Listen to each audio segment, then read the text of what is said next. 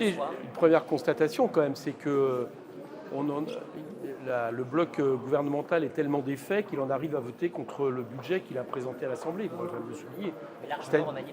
Oui, d'accord, mais le texte est rejeté. Voilà, donc c'est un premier constat. S'il y a aujourd'hui une défaite, c'est d'abord celle du budget Barnier, qui n'a pas réussi à éviter d'être profondément remanié et qui a donc vu ses partisans être obligés de voter contre un texte qu'ils ont soumis à l'Assemblée. Je pense que c'est une première.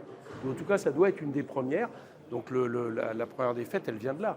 Bon, ensuite, le texte que nous avons présenté, largement remanié en faveur de la justice sociale et fiscale, il passe grâce à une coalition entre le Rassemblement national, qui décide une fois de plus d'être la béquille du gouvernement, et donc les forces gouvernementales. C'est une deuxième analyse. Voilà.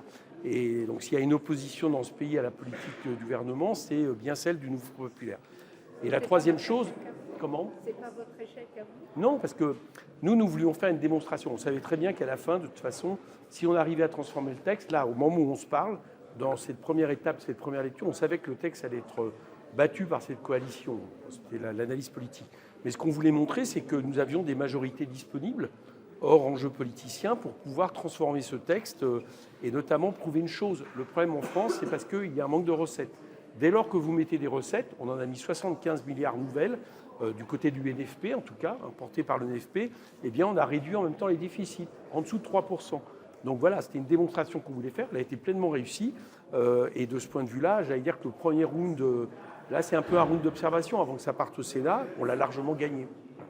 Le texte va maintenant être examiné au Sénat. Qu'est-ce que vous attendez des sénateurs ? Il va être remanié totalement, dans un sens plutôt justement de droite. Mais à un moment donné, il faudra, quoi qu'il fasse, il faudra qu'il revienne à l'Assemblée. Voilà. Un jour, le texte va revenir à l'Assemblée. Et ce jour-là, ce texte sera battu. Donc le gouvernement essaiera de faire sûrement un 49.3, puis là, on aura l'heure de vérité, parce qu'il y aura une motion de censure. Donc moi, je continue de penser qu'aujourd'hui, vous avez vu beaucoup de... Je plaisantais tout à l'heure en disant qu'il y a longtemps qu'on n'avait pas vu autant de députés présents, mobilisés, de la coalition gouvernementale, tout ça pour voter contre leur texte, qui est quand même paradoxal. C'est à peu près la seule chose qu'ils savent faire maintenant.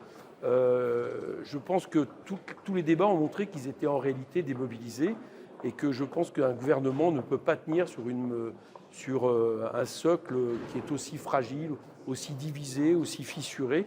Et je continue à penser que nous venons de faire une démonstration, c'est qu'il y avait une possibilité d'avoir un texte NFP compatible.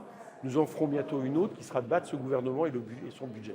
C'est votre but, c'est le but final. Oui, bien sûr, le but final, c'est de battre le gouvernement et son budget, très clairement.